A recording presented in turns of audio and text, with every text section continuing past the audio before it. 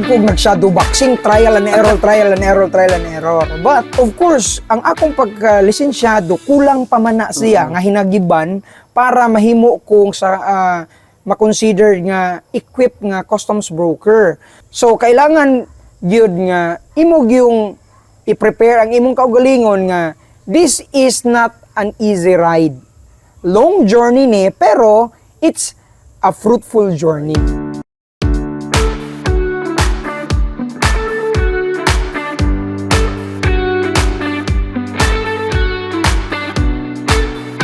Oo. So, kung ay hardest part, what is your favorite part being a businessman? Okay, ang favorite part ani, since dako ang negosyo, daghan na kang pamilya nga matabangan.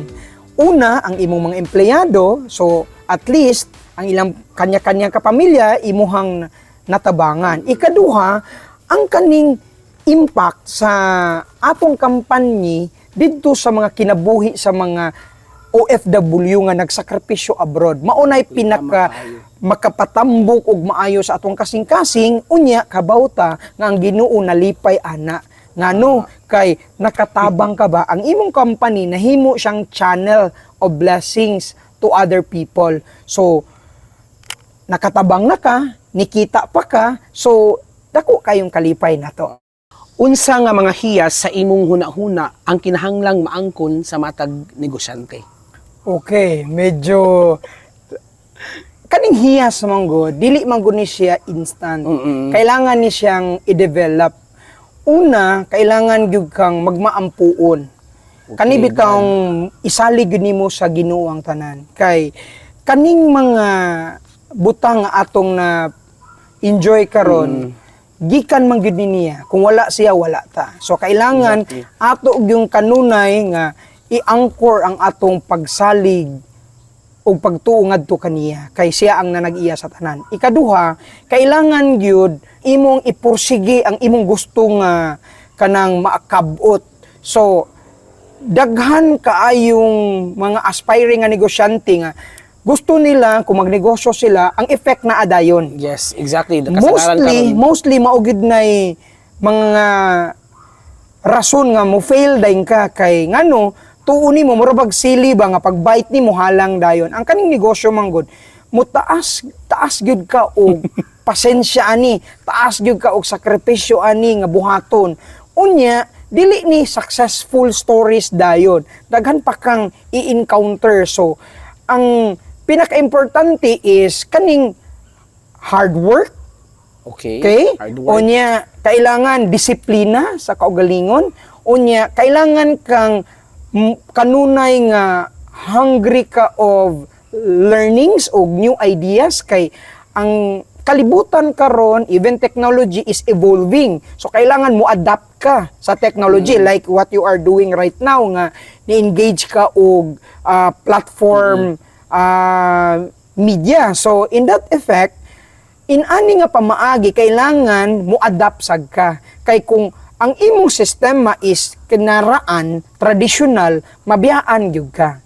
Especially ang target market karon is into technology na. Tama. Di ba? So kailangan kamaupog kang mo pindot-pindot, kamaupog kang mo engage into social media kay ang future gyud sa marketing naa sa social media. Exactly. So as a negosyante kailangan gyud ka mo adapt ani or else mawa gyud ka sa industry. Kung makayon ka zero sales. Yeah, zero sales ka niya. Kay kana bitong among generator honestly sir sa Davao ako mo nag-handle dito.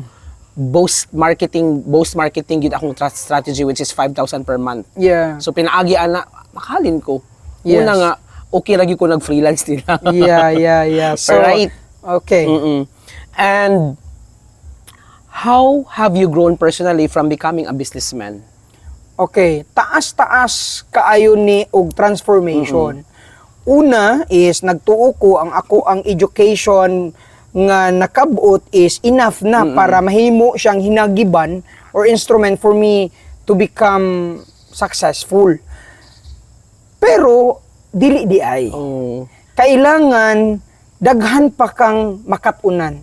In your life, if you share it to me, I can get new ideas nga imong na-encounter nga pwede na ko ma-adapt sa akong yes. kinabuhi ug sa akong negosyo. Alright. So, continue gyud ko og istorya sa mga tao nga mga successful, unya they give me a good counsel, they give me guidance, and eventually kaning pag-travel nako abroad, dako kaayo siya contribution ngano kay daghan man gud kaayo og mga ideas nga makuha nga ilang gi-apply sa other country pero wala pa nato gi-apply diri sa ato. So to me, since I am a traveler, daghan na tag nasod nga nasuruyan, privilege kay taana, akong nakatunan didto, akong gi-adapt sa akong kaugalingon, sa akong pamilya, sa akong pagkatao ug sa akong negosyo.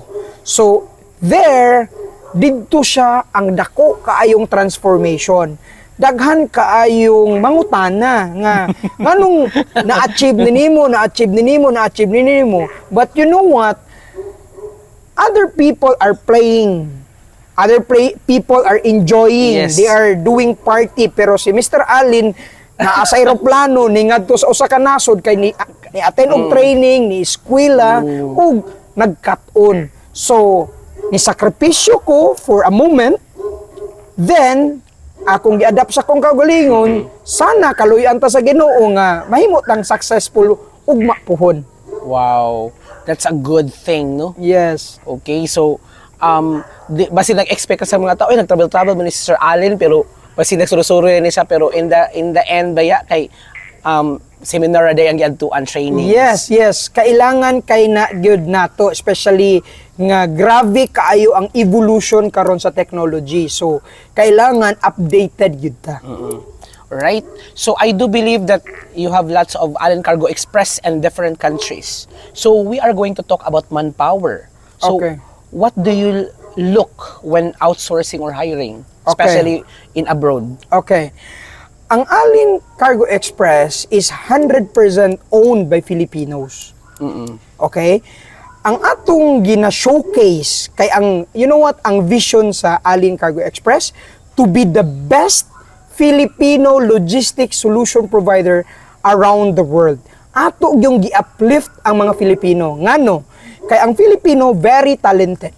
Exactly. Daghan kaayong mga Hardworking. bright boys ug mga female nga mga intelligent kayo, daghan kaayong mga hardworking, honest, dedicated, but kulang og opportunity. So, ang among company gina-secure gid namo ang among human resource nga primary criteria gid namo must be a Filipino. Even ang ako mga partners abroad, 99% Filipinos gud na. Kay we believe as a Filipino, we are working together to uplift the Filipino in the global industry. Mao na atong pangandoy. So sana ihatag sa Ginoo ang atong pangandoy kay mao ra man gid ni ang atong desire sa kasing-kasing atong iampo ngadto kaniya. Okay, murag unti-unti nang na-uplift ang imong vision ug mission siguro. Yes, kaluyan sa Ginoo, taas-taas patag agion, pero kaluy sa Ginoo medyo okay na. Right? So before we are going to give advice, especially sa atong viewers, Sir Allen, what will you never compromise on with your business? Okay. Ang Allen Manggod is very particular sa atong core values. Ang core values sa Allen is Alin. A is right attitude. L, it's leadership. Part of it is integrity. So, ang N is nurturing. Mo-focus ko sa integrity. Ang atong company is very particular and careful kaayo sa integridad sa atong company. Why? Because number one, I am a Christian, I'm a believer of Christ.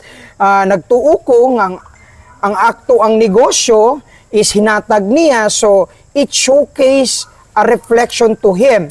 We want to be the light in the industry. Mauna nga, ang atong kumpanya, tanan natong mga trabahante, careful kaayo sa integrity Tama. sa ato ang company, kay dili gyud pwede nga i-compromise nato ang integridad sa atong company because we are a 100% Filipino-owned company. So, kung imo i-compromise, ang Filipino makompromise po. So, maunang careful kay ana nga ang integrity is very important.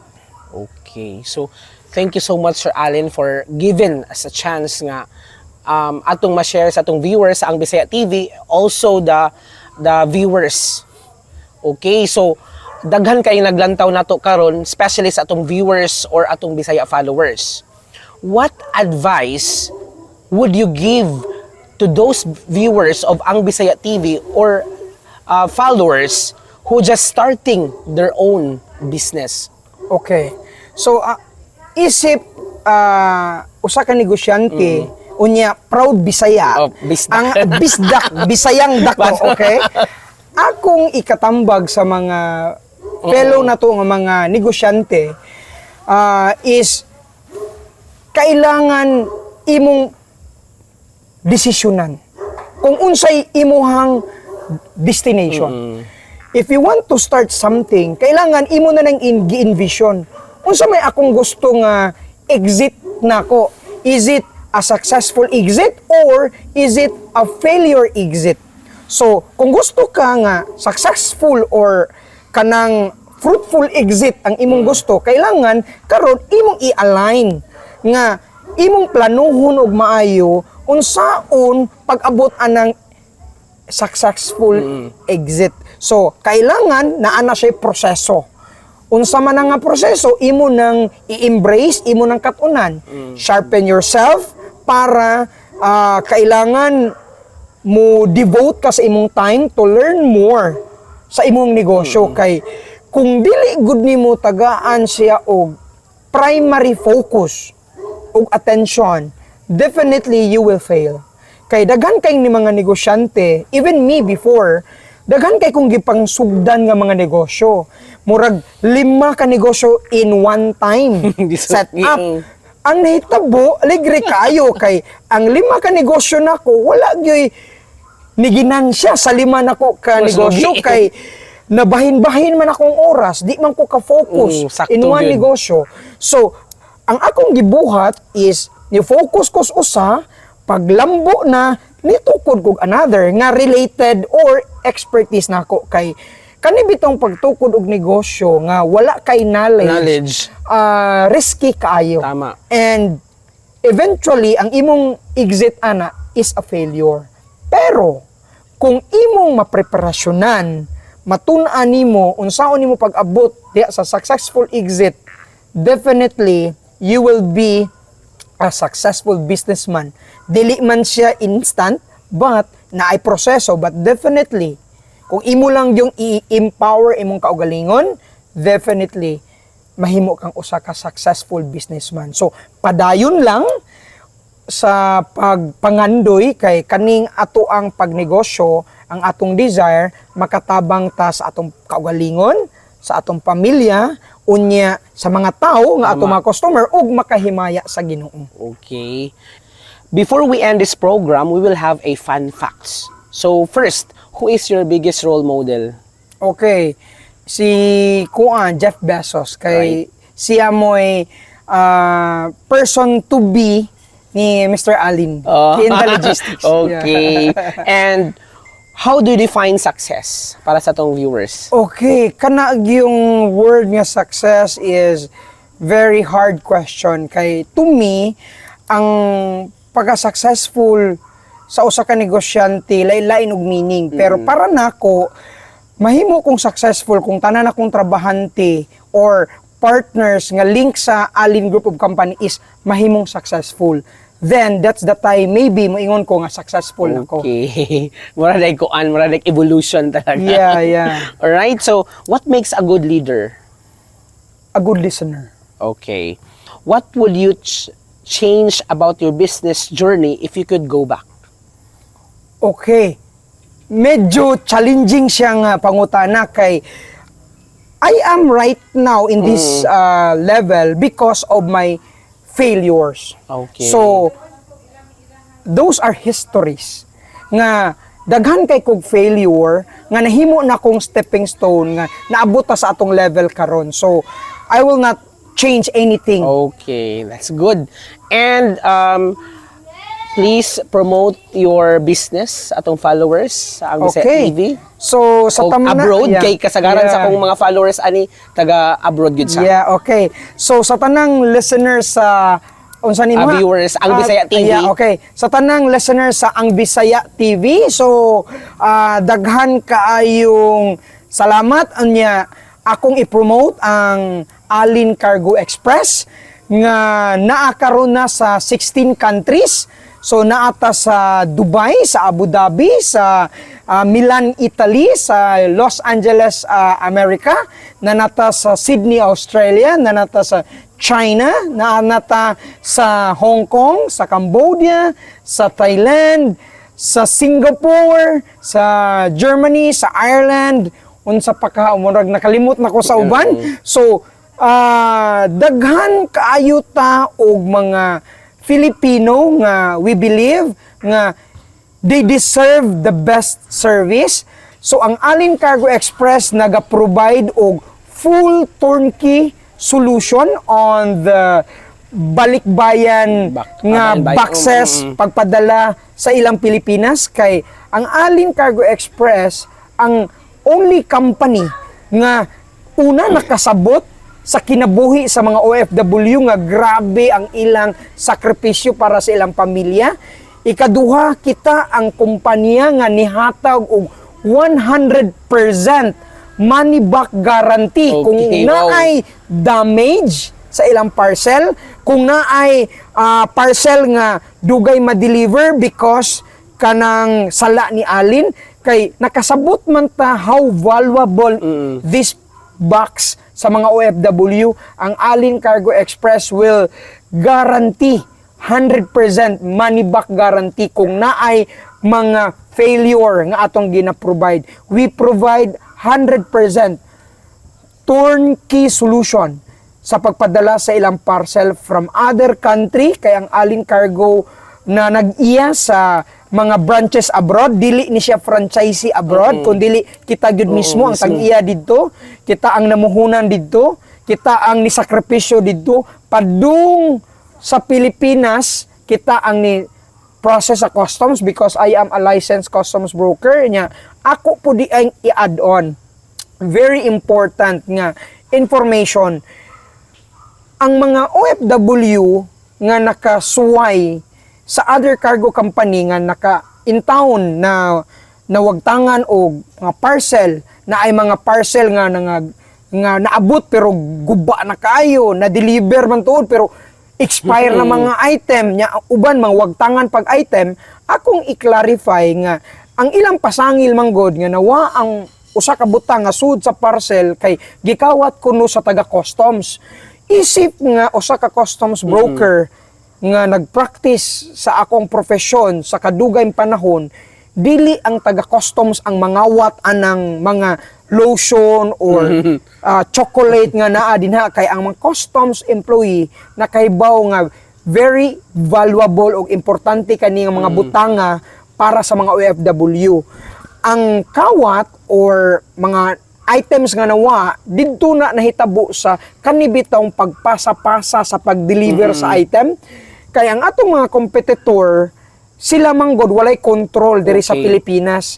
Ang ilang mga kompanya nga tied up diri, mostly naara sa Manila. Kung kita taong mga Bisaya, taga Bisaya sa Mindanao, second or third priority in town ta.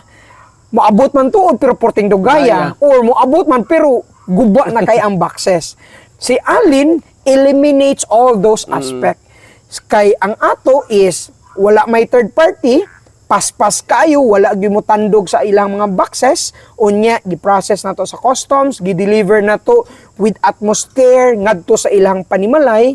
Kay we believe ang pagdala ani nga box nga intact ngadto sa panimalay sa usa ka pamilya sa OFW, dako kay nag-ikatabang sa OFW nga ni sakripisyo in town didto sa other country nga dugo o luha ang iya taong gipuhunan para lang in town makatigom para makapadala og Mapuno ang item box. mapuno ang box pa dong sa Pilipinas. So si Alin nakasabot sa ilang sakripisyo, unya kita nagtuo nga ang atong serbisyo ngadto kanila makahatag og dako nga blessing sa ilang panimalay. Unya ang kanindot ana nahimaya ang Ginoo kung nakatabang ta nga madhatod din nato safely sa ilang doorsteps.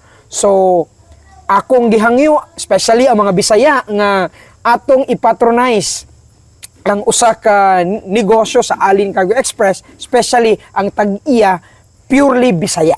Tama, exactly.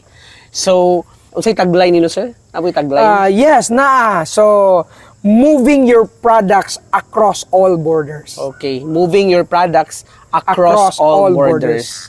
So, daghan kayong salamat, sir. Ako lang ipadangat sa akong mga viewers nga atong timan-an nga ang negosyo dili sa diha-diha dayon mo grow up og kinahanglan pa siya nga trabahoon aron pa siya mulambo nga makanunayon kang magpupo. Yes. Okay?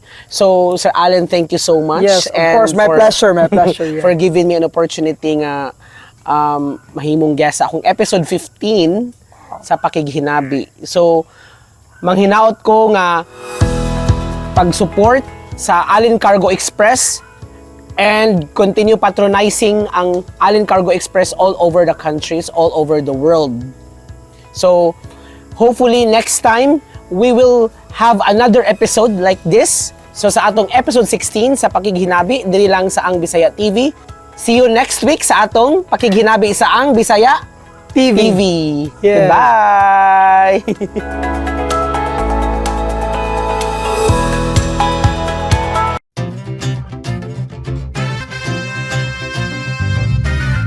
Allen Cargo Express, your door-to-door delivery service. Allen Cargo Express, hassle-free quality service. Allen Cargo Express, we do local and abroad shipments. Allen Cargo Express, your trusted forwarding service. Allen Cargo Express, moving your products across all borders. Allen Cargo Express, your door-to-door delivery service. Allen Cargo Express, moving products across borders. Member, Allen Group.